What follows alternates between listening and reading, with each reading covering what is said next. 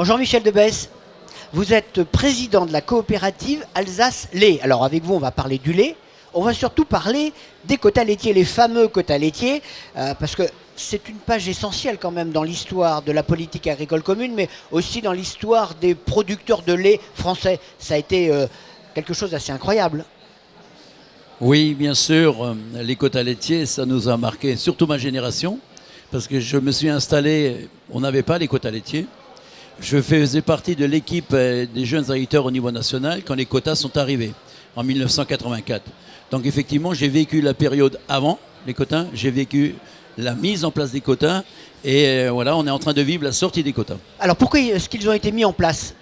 Bien sûr, en 1984, quand les quotas se sont mis en place, à l'époque, on parlait de montagne de beurre. Donc c'était effectivement déjà un déséquilibre entre l'offre et la demande, qui est quelque part, l'Europe à l'époque, la politique agricole, c'était quand même celle-là qui, en 1957, a fait cette union européenne. Donc l'agriculture avait tout à fait notre place en 1984 dans les yeux de nos hommes politiques européens par rapport à aujourd'hui. Donc il fallait absolument trouver une solution pour qu'effectivement on arrive à un équilibre entre marché, donc offre et demande dans le secteur laitier. C'est pour ça que la régulation de la production a été mise en place. Alors ça consistait en quoi à l'époque ? Mais c'était effectivement des volumes qui ont été attribués à chaque pays. La France a eu un droit de production, l'Allemagne a eu un droit de production. Après, effectivement, chaque pays l'a géré un peu différemment. Et c'est qui, aujourd'hui, effectivement, la sortie des quotas nous place aussi dans des situations un peu différentes. Alors à l'époque, donc la France avait été plutôt bien lotie, non ? C'est apparu un peu comme la solution quand même à l'époque. Oui, c'était la solution, mais il ne faut quand même pas oublier que nous, les Français, nous étions ceux qui étaient le plus opposés à la mise en place des quotas. Oui. C'était quand même des débats à l'époque. Ça a duré des années ces débats. Hein. Michel Rocard, à l'époque, je me rappelle très bien, c'était des batailles aussi pour ne pas accepter cette contractualisation ou cette mise en place des quotas. Et aujourd'hui, on peut être nostalgique, on pourrait dire, ouais, c'était quand même une belle période. Mais il faut quand même dire que les quotas n'ont pas empêché de continuer le développement et de continuer la modernisation. Hein. On était quand même, il ne faut pas l'oublier, à un moment donné, je prends les chiffres d'Alsace-Lait, mais c'est tout à fait les mêmes pourcentages au niveau national. On était 3000 producteurs, on est tombé à 280 exploitations. Hein. Les exploitations ont grandi, on est passé de 30 000 litres de moyenne à 550 000 de moyenne. Hein. Donc effectivement, l'évolution s'est quand même faite, mais d'une manière harmonieuse en France. Je pense que... Ça veut dire qu'il n'y a pas eu de brutalité ?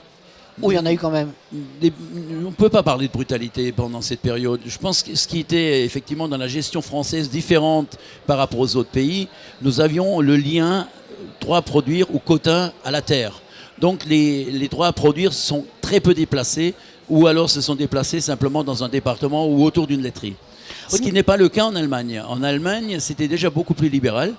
Donc ils ont mis des bourses de quotas en place, et ce qui a permis effectivement aux gens du nord de l'Allemagne d'acheter par exemple des quotas venant de la forêt noire. Donc ils ont vidé certaines régions pour donner des capacités aux autres. Ce qui effectivement aujourd'hui leur donne un certain avantage. La restructuration est encore beaucoup plus forte en Allemagne par exemple ou en Hollande que chez nous. Est-ce que grâce aux quotas laitiers, la production a été stabilisée ? Évidemment. Donc les prix aussi ont été stabilisés. Mais les prix ont été stabilisés. Il faut quand même mettre une nuance. Les quotas, bien sûr, quand on arrive à une certaine limitation de volume, obligatoirement, on se rapproche entre le droit à produire et le marché. Mais il y a quand même eu une très forte politique d'intervention. Il ne faut pas l'oublier. L'Europe a quand même eu une politique d'intervention qui permettait, dès que le marché ne le permettait plus, lui, de retirer du produit du marché et qui était valorisé au prix du marché. Ce qui n'est plus le cas. Parce qu'effectivement, mi-parcours depuis 2003, la politique a quand même été sérieusement revue à ce niveau, poussée par effectivement ce marché mondial qui a été aussi voulu par notre politique européenne. Donc aujourd'hui, on parle de la crise dans laquelle on est aujourd'hui, c'est sûr. Mais n'oublions pas, nous étions encore largement dans les quotas en 2008-2009. 2008, des prix très bons au niveau mondial. Beaucoup de production de la part de l'ensemble des pays mondiaux. En 2009, nous avons déjà connu une première sacrée alerte sur les prix. Alors que nous étions en phase de quota encore. Mais simplement parce que le prix à l'intervention était déjà baissé dans les 20-22 cents. Donc voilà. Alors je vous demanderai tout à l'heure qu'est-ce que ça va être quand vous allez nous en parler alors qu'il n'y a plus les quotas laitiers. Qu'est-ce qu'il y a? On y a mis fin. Donc pourquoi? Ça a été une décision politique? C'est purement une décision politique. C'est une décision politique parce qu'effectivement, la France, comme l'ensemble des pays européens, aujourd'hui, ont de la technologie à vendre. En France, on connaît Areva, en France, on connaît bien sûr tout ce qui est l'aéronautique. Et l'aéronautique et ce monde industriel ne veut pas être effectivement plus ou moins soumis à des contraintes venant éventuellement de la nature. Donc, au nom du sacré-saint de cette libéralisation, de cette mondialisation, on a enlevé le système des quotas. Comment ça s'est passé? Ça s'est passé progressivement. Vous me parliez là de... où est-ce qu'il y a eu des chocs et des ruptures?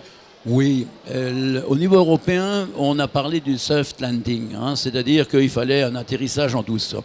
Donc on a permis, parce que le marché, effectivement, on voyait quand même que le marché mondial était en progression, donc on a les dernières années, donné des volumes supplémentaires à l'ensemble des pays européens, ce qui nous a permis quand même, sur les 5 dernières années, d'avoir 6 ou 7% en plus, pour justement avoir ce soft landing, pour être le plus proche possible de ce marché mondial.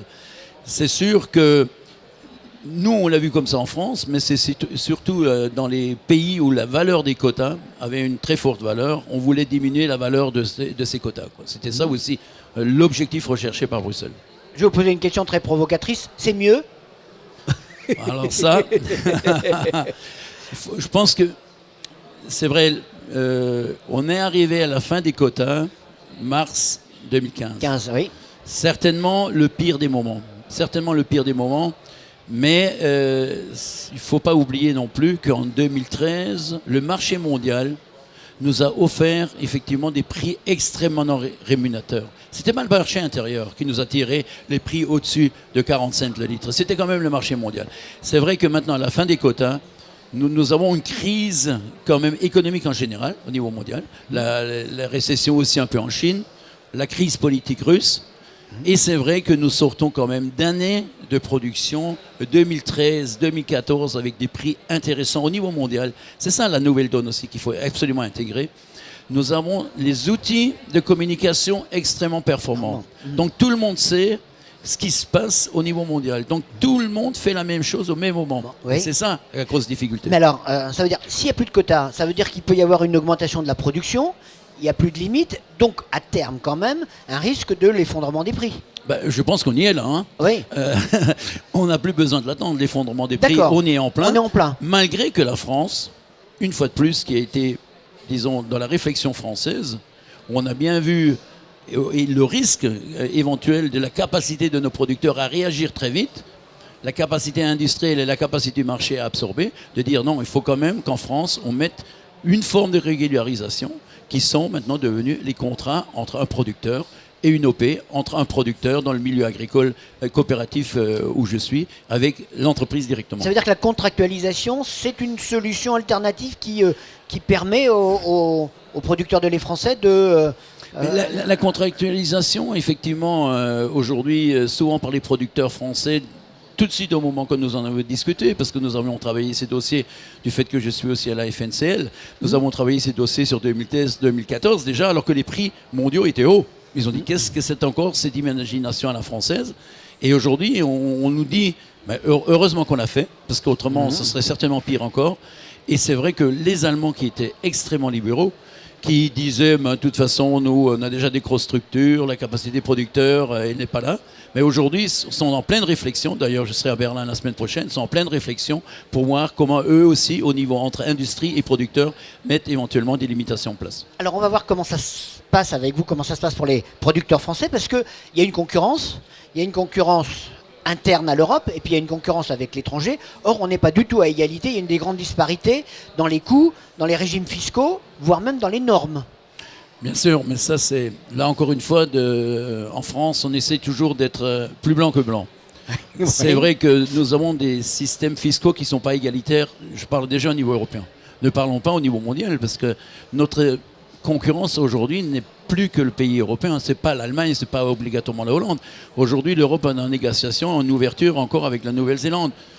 Aujourd'hui, tout le monde s'y oppose, mais c'est quand même un risque phénoménal. Mais nous sommes déjà très livrés, effectivement, aussi aux importations de l'ensemble de ces pays. Nous n'avons plus de limites au niveau de nos frontières, ce qui effectivement fait aussi ce risque de pression sur les prix. Après, les normes françaises, bien sûr, on parle beaucoup de normes, je ne vais pas aller dans les détails, mais il faut donner effectivement simplement, et politiquement, parce que c'est des choses simples, dans les successions, dans les mises en place des aides, dans des choses très simples et très rapides à mettre en place, les mêmes avantages qu'ont les autres pays.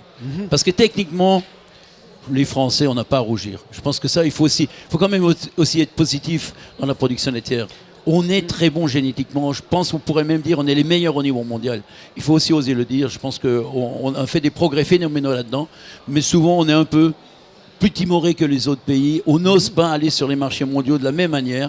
C'est vrai, quand on tourne un peu, quand on voit, je suis actuellement assez souvent au Canada, la France est quand même une sacrée belle image, aussi une belle image au niveau de nos produits, et on n'est pas assez osé pour aller vers ce marché mondial. Mais en même temps, quand vous parliez tout à l'heure des successions, des transmissions, etc., il y a des choses qu'on pourrait faire, qu'on pourrait changer, ça coûterait rien, ça serait très facile. Pourquoi on ne le fait pas ? Mais oui, mais voilà, là encore une fois, on est quand même dans une économie française. La semaine prochaine, le débat en Allemagne, la réflexion aujourd'hui, c'est de dire, dans 5 ans, on va manquer de paysans. Comment faire pour que le monde paysan, effectivement... Et la première réflexion, c'est droit de succession zéro sur une exploitation agricole. C'est simplement une décision politique. Pourquoi en France, on n'est pas dans ce genre de réflexion ? Les problèmes des successions sur nos exploitations, c'est le premier des problèmes. Après, effectivement, il y a tout ce qui est les aides. En Allemagne, par exemple, les aides sont inscrites en haut de bilan. Ne passent pas par la case, effectivement, impôts et charges sociales. Mais tout ça, c'est phénoménal comme différentiel.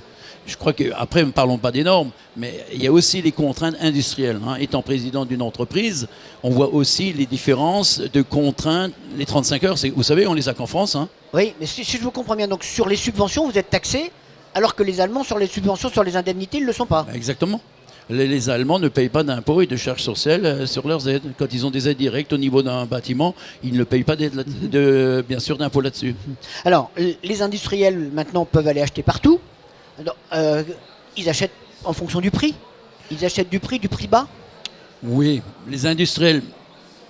Vous savez, le lait voyage quand même pas aussi facilement que ça. Il n'y a que 10% du lait qui est échangé au niveau mondial. Malheureusement, les 10% d'échanges au niveau mondial, c'est ceux qui nous font le prix aujourd'hui, jusque dans la plus petite région française. Et c'est ça qui est effectivement aussi une aberration. Est-ce qu'effectivement le consommateur français doit acheter effectivement au même prix qu'un consommateur ailleurs? Je crois qu'on est devant deux grands phénomènes quand même, à laquelle aussi il faut réfléchir. Il y a une population mondiale qui va passer de 7 milliards à 9 milliards, voire à 10 milliards. Il faudra nourrir ces gens. Aujourd'hui, on a déjà un flux d'immigration. Ok, c'est politique, mais il y a aussi un flux d'immigration parce qu'effectivement, on sait qu'en Europe, on vit bien, on mange bien, et qu'il y a quand même des régions autour de nous, quand on sait que c'est quand même l'Afrique noire qui va avoir le plus de développement dans les 10-20 années à venir. Il faut peut-être s'en préoccuper aujourd'hui pour ne pas avoir le même flux d'immigration dans les 10 années à venir. Donc, je pense que nous avons aussi le souci de nourrir les hommes, nous, en tant que producteurs de lait. Et on a quand même en France, il faut honnêtement le dire, une situation géographique extrêmement intéressante pour produire du lait. J'étais en Arabie Saoudite. Attendez, le jour où il n'y aura plus d'eau, même s'ils sont capables de payer 1 euro le litre de lait, ils ne produiront plus de lait. Et aujourd'hui, ils puisent leur eau à 3 km de profondeur, par exemple. Ce que vous êtes en train de me dire, c'est que dans une économie globalisée, les producteurs de lait français ont encore des atouts et ont des cartes sur lesquelles ils peuvent jouer, avec lesquelles ils peuvent jouer. Bien sûr, on a des atouts énormes en France. J'ai dit déjà climatiquement, on est extrêmement bien placé.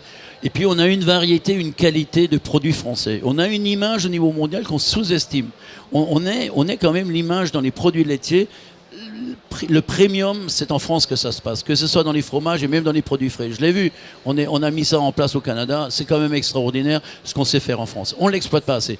Après, effectivement, il faut nous donner au niveau de la production et aussi au niveau industriel, c'est pas qu'au niveau de la production, les mêmes atouts qu'on a aux concurrents. Parce qu'on veut bien, effectivement, lutter avec les autres, mais il faut nous donner les mêmes atouts. Et je pense que, soyons simplement, là aussi objectifs, il y a un sacré avenir dans la production laitière parce que aucune religion ne l'interdit. Je pense que c'est quand même aussi un atout. Ouais. Et c'est quand même un aliment de denrées de première nécessité. La population mondiale est en croissance. Maintenant, voilà, qu'on nous donne les atouts, qu'on nous met, rebatte les cartes, et puis je pense que les producteurs sauront faire. Ça veut dire que vous êtes optimiste, là. Ce que vous nous dites, c'est un message d'optimisme. Hein. Écoutez, je viens de réinvestir, j'ai installé mon fils, donc obligé d'être optimiste, quoi. En 2020, il y aura la réforme de la politique agricole commune. On est en train d'y réfléchir. Il y aura des choses à changer. Vous espérez beaucoup de ça? Oui, aujourd'hui, on est en train de réfléchir en disant, est-ce qu'il faut oui, aller... Il est un peu timoré, là. Oui, je ne rêve pas, Oui. parce qu'on nous parle beaucoup aujourd'hui du Farm Bill, le système américain, en mettant des systèmes assurantiels en place. Tout ça, c'est bien. Mais ça coûte. On le voit bien dans les assurances récoltes, bien sûr, dans les coups durs, ça peut servir. Effectivement, les assurantiels sur les marches, ça peut être effectivement des choses qu'il faut regarder maintenant, qu'il faut étudier. Mais ne rêvons pas, si nous n'avons pas les atouts économiques en main, ce n'est pas des assurances qui nous régleront nos problèmes. Donc, bien sûr, il faut aussi nous donner des moyens quand nous avons des bonnes années, et nous aurons de nouveau des bonnes années, de mettre de l'argent de côté. Ça aussi, c'est quand même au niveau agricole, une vraie problématique quand on a effectivement des années comme 2013, comme 2014, où les charges sociales, où les impôts explosent sur nos exploitations. Et en 2015, voilà, on a tous des problèmes de trésorerie. Michel Debèche, je vous remercie. Merci.